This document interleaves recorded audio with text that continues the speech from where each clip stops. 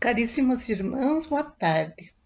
Nós fomos encarregadas hoje do projeto Luz de Nossas Almas, da Associação Assistencial Espírita Messe de Amor.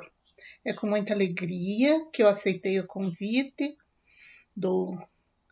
da diretoria da Associação Espírita Messe de Amor para falarmos um pouco sobre o Evangelho de Jesus. Este projeto, Luz de Nossas Almas, nós sempre estamos estudando alguma mensagem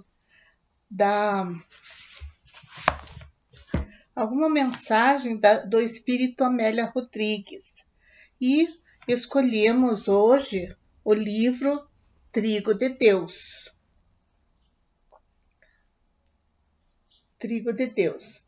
É muito bonito esse livro da Amélia Rodrigues e é psicografia de Divaldo Pereira Franco. Então, para iniciar a nossa reunião, vamos fazer uma oração, agradecendo a Deus por mais esta oportunidade de estudar a doutrina espírita e fazer uma breve oraçãozinha. Senhor Jesus, ajuda-nos a fim de que possamos transferir o nosso conhecimento para as pessoas que aqui estiverem presentes ou se fizerem presentes depois. Que possa a nossa mensagem ser alcançada pelas pessoas com bastante compreensão do Evangelho de Jesus. Que assim seja. Então, amigos, hoje nós estaremos tratando da passagem de João, capítulo 9, versículos 1 a 41. Quem tiver curiosidade de ver na Bíblia, né, vai encontrar essa passagem belíssima da cura de um cego. Jesus ia passando por um local e visualizou um cego que diziam que ele era cego de nascença.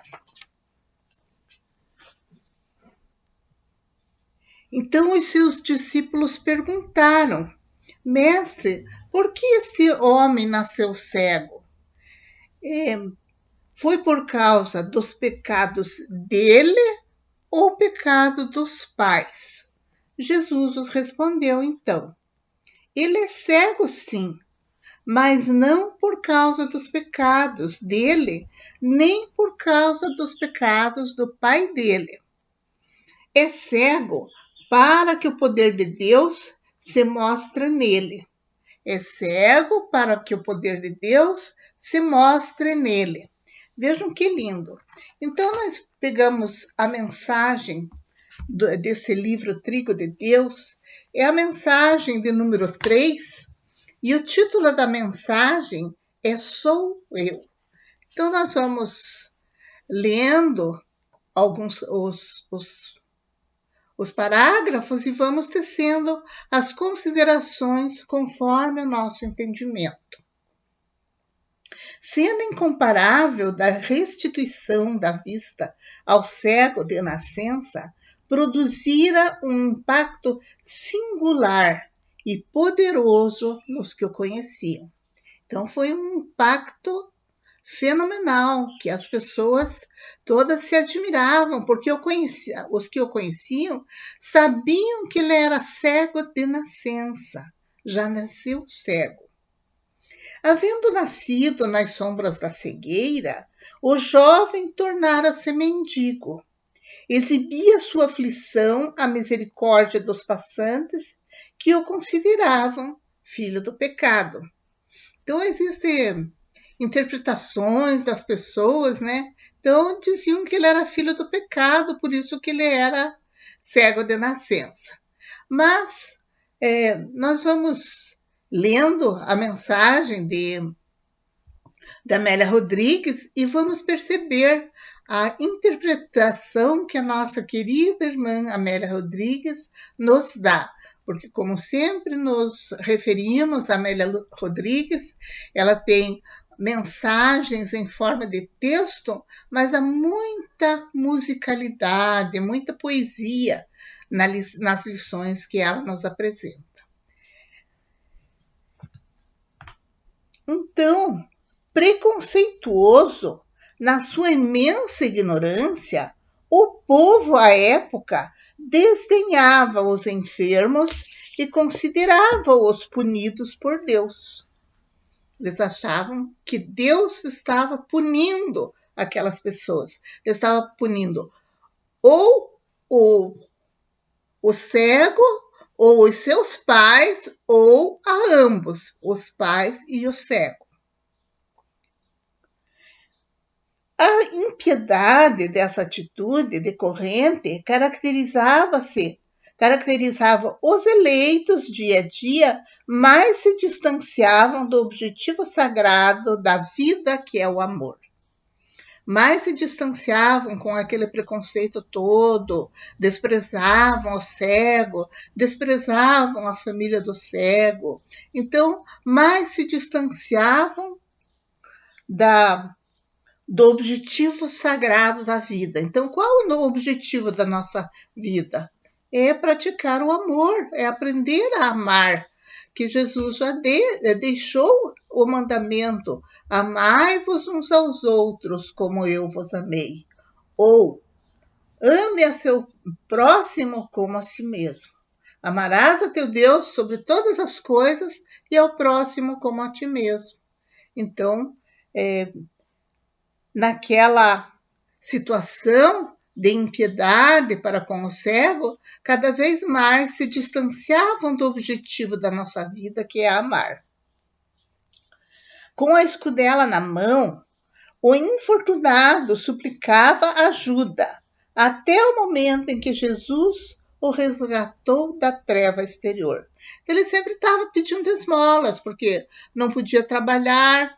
Até hoje, as pessoas que são cegas, tem pessoas que conseguem aprender o método Braille de leitura e acontece de conseguirem um emprego. Mas é muito difícil. Nós vemos que as pessoas cegas, até nos dias de hoje, é muito difícil sobreviverem se não tiver alguém que as auxilie. E, no caso, aquele cego da nossa história, ele vivia de pedir esmolas. Tornou-se um mendigo, um pedinte. Até o dia que Jesus o curou. Pode-se-lhe imaginar o júbilo, a emoção. A maioria de nós conhece essa história do cego, que Jesus passou barro no olho do cego, pediu para ele ir lavar no tanque de Siloé, e depois que ele lavou, ele passou a enxergar, ele passou a ver com o maior júbilo, porque ele foi uma pessoa agradecida. Teve muito júbilo e muita emoção.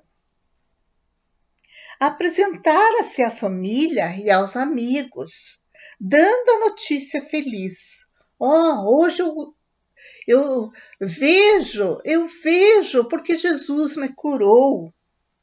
Imaginamos que seja mais ou menos esse o diálogo com as pessoas.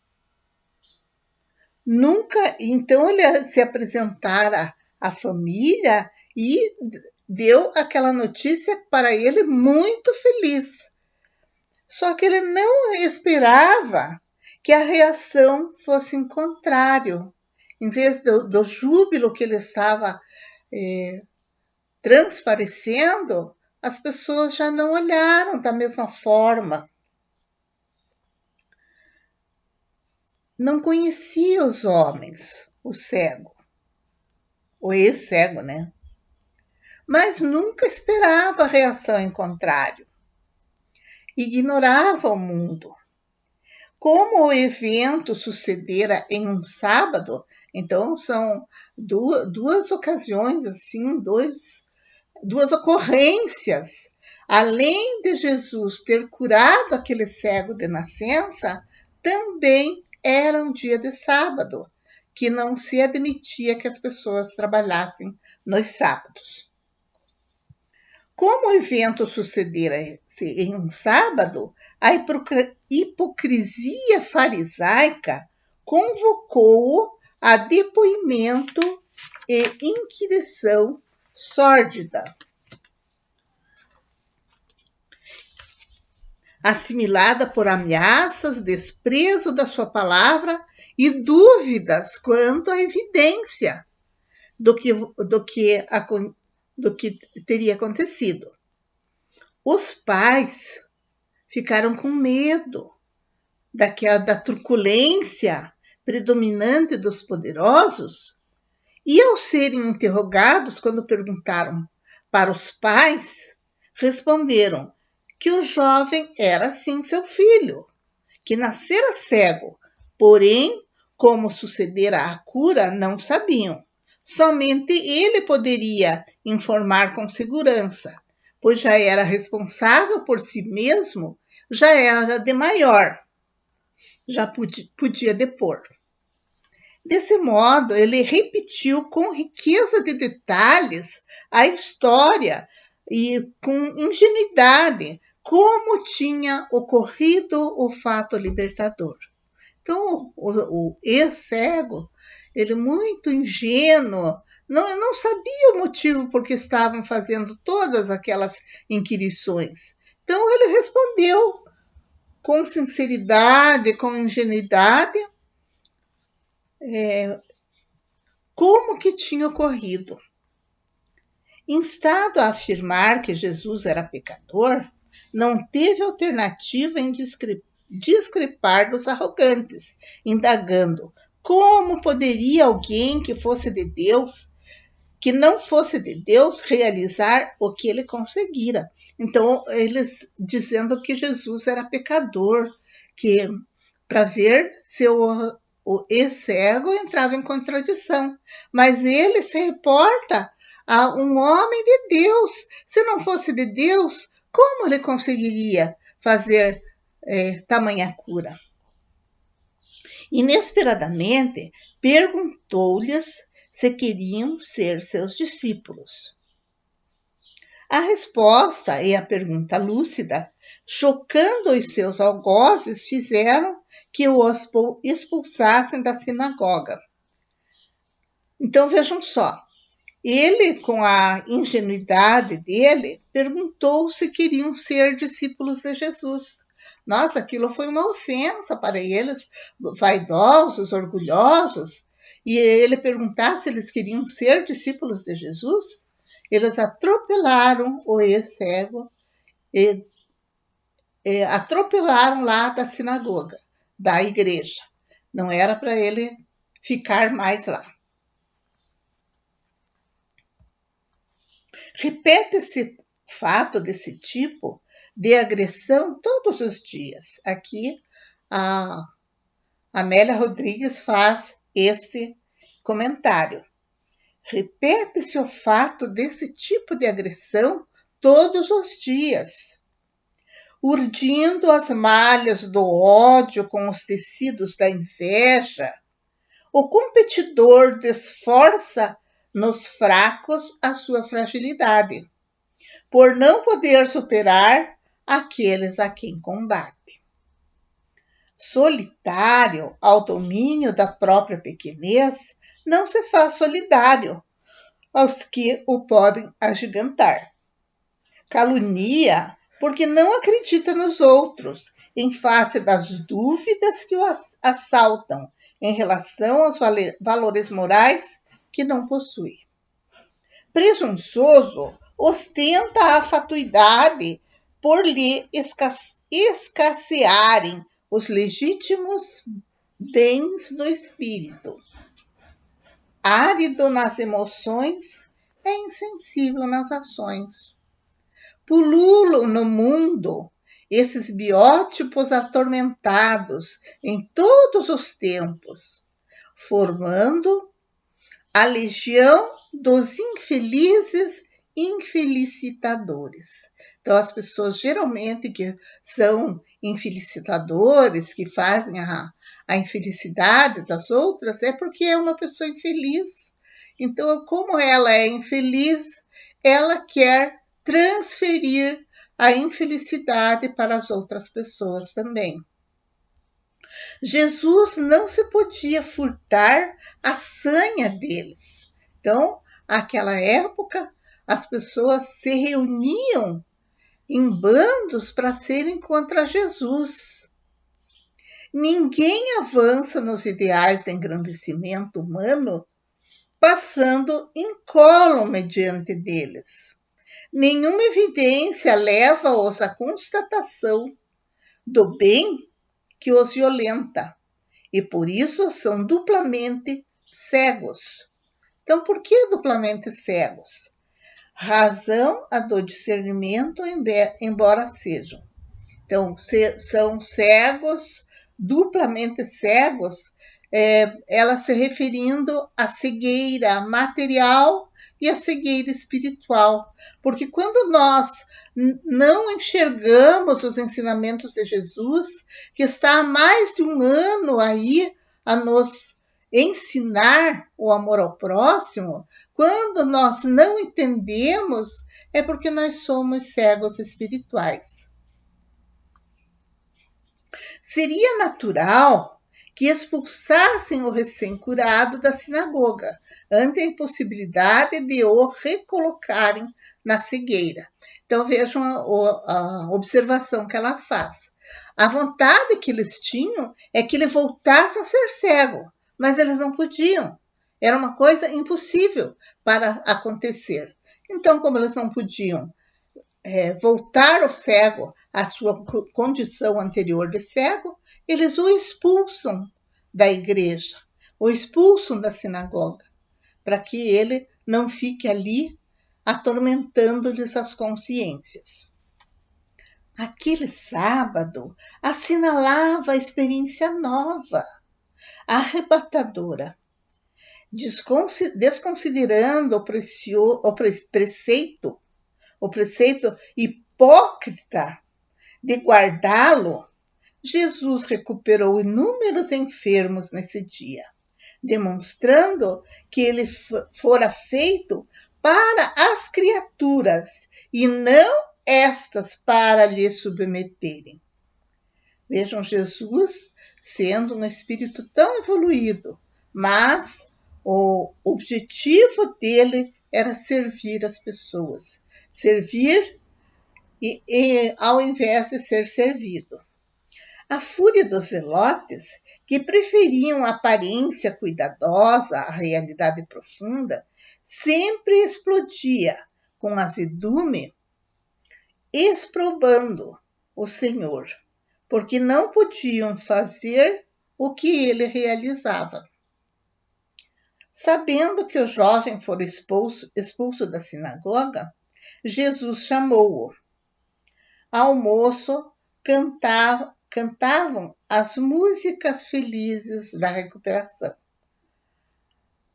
Os conhecidos discutiam entre a ser ele o ex-cego ou alguém parecido com ele. Então, era tanta incredulidade que as pessoas chegaram a dizer que não era aquele que era cego de nascença, mas era alguém parecido com ele.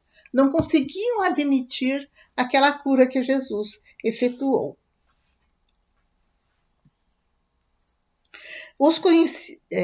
O seu depoimento repetido, ele contou várias vezes, a alegria dele era tanta de estar numa nova situação, de não mais ser cego, que ele contou para inúmeras pessoas, com aquele júbilo de sempre.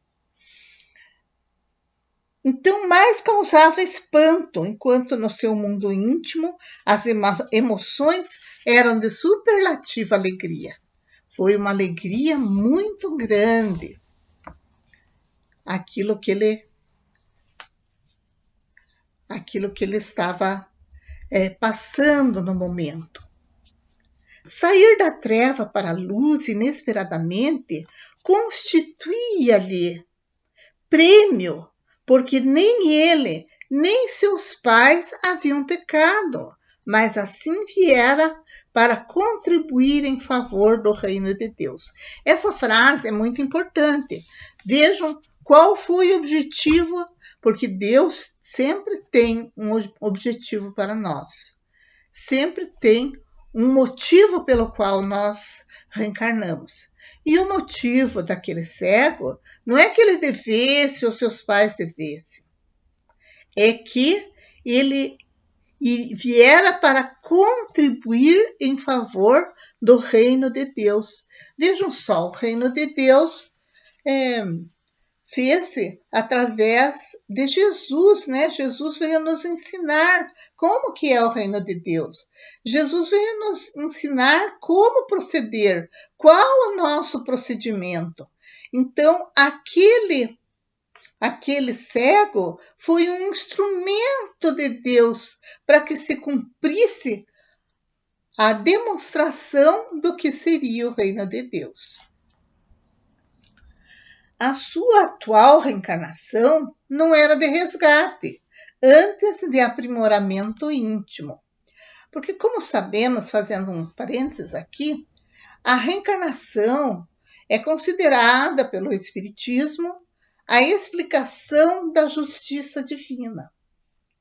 Então, aqui, ele teve essa reencarnação não para resgatar erros do passado, não para uma provação de as pessoas verificarem aquela prova que ele estava passando, mas o objetivo maior foi para contribuir em favor do reino de Deus. E as pessoas tinham que ficar sabendo disso. Então, diante do Mestre, a sua atual reencarnação, como dissemos, veio, não era para resgate, e antes para aprimoramento íntimo. O que é o aprimoramento íntimo? Nós, espíritas, falamos muito em aprimoramento íntimo. O aprimoramento íntimo é nós procurar extirpar de nós a maldade, extirpar de nós os maus pensamentos, os maus sentimentos, para que possamos desencadear em nosso coraçãozinho sentimentos de amor ao nosso próximo, sentimentos bons que estaríamos até auxiliando para o ambiente que está perto de nós. Quando nós encontramos com uma pessoa de bons sentimentos, às vezes a gente até comenta, né? Nossa, mas encontrei com a fulana de tal. Como ela transmite uma paz, uma maravilha no coração da gente. É porque ela tem bons sentimentos. Agora, quando encontramos com uma pessoa azeda, uma pessoa que só pensa no mal, não lembra nem de fazer uma prece, uma oração, aquela pessoa transmite coisas ruins para as pessoas que ela encontra.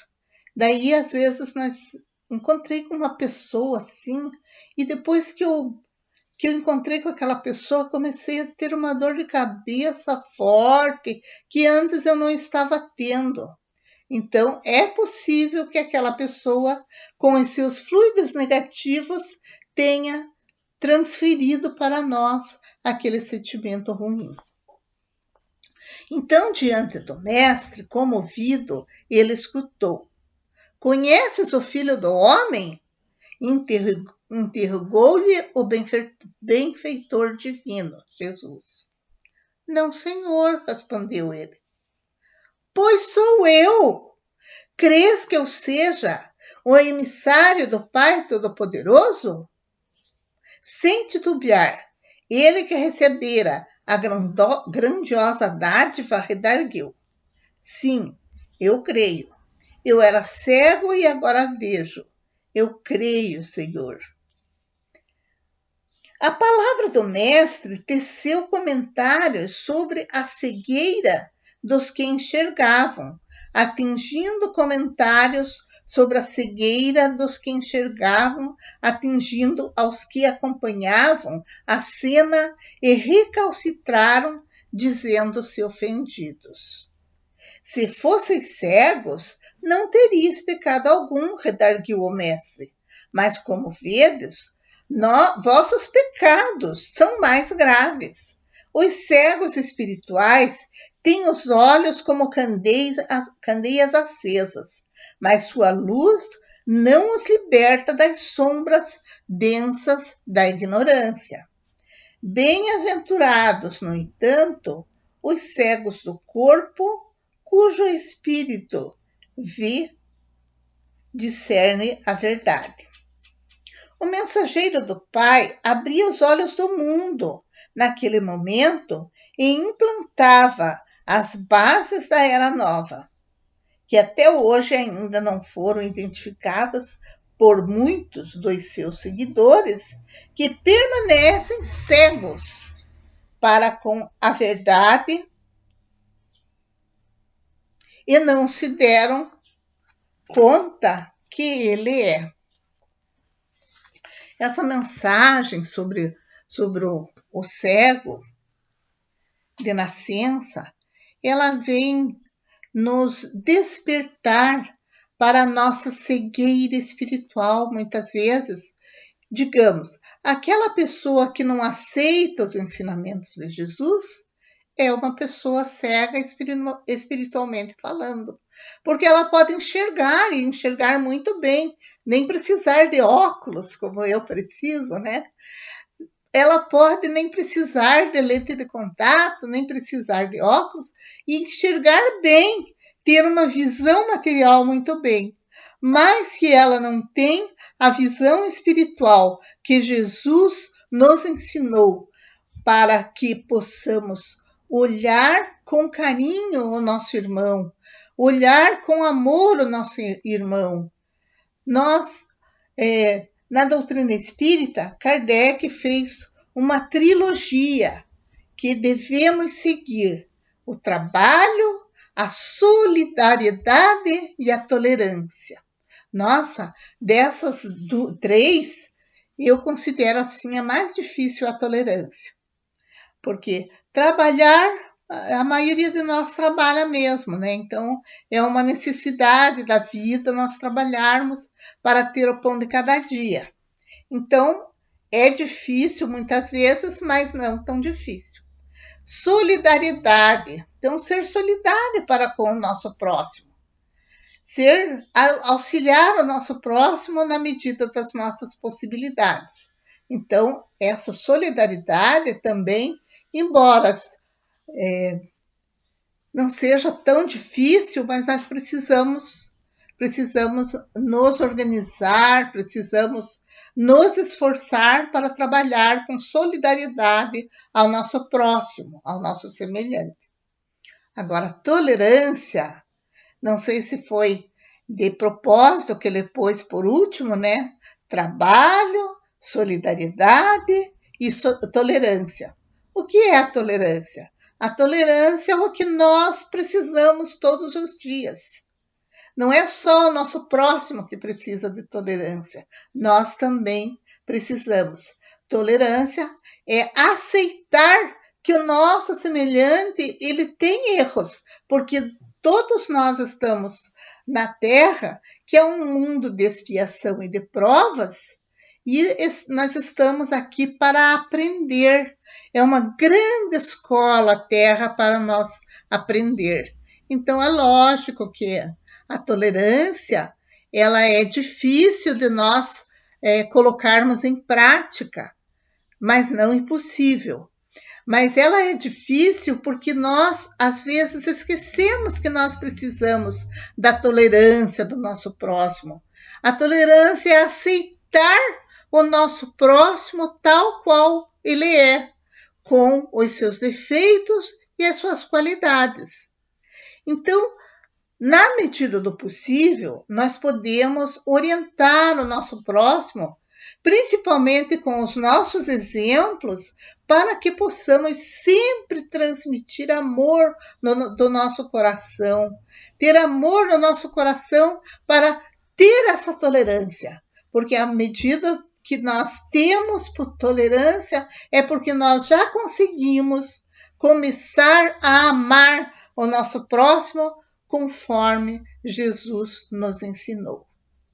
Então, essa mensagem, agradecemos muito ao Espírito Amélia Rodrigues, que veio nos despertar para a necessidade de sermos cegos, não sermos cegos espirituais, mas aprendermos com Jesus a deixar a cegueira espiritual de lado e procurarmos, através do estudo, através do trabalho e da tolerância, solidariedade e tolerância, colocar em nós o amor ao próximo através da nossa conduta melhor que nós pudermos fazer para o nosso próximo, sempre nos colocando no lugar do nosso próximo.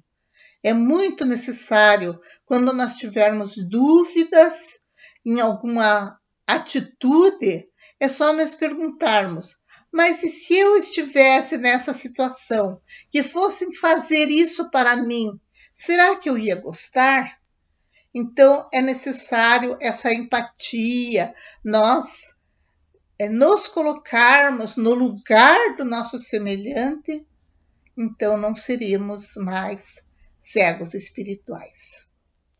Então, queremos agradecer de todo o coração quem assistiu, quem está assistindo essa explanação e do projeto Luz de Nossas Almas, e também a quem vier assistir depois, porque fica disponível na página do Facebook da Associação Assistencial Espírita Messe de Amor e também no canal do YouTube também da Associação Assistencial Espírita Messe de Amor.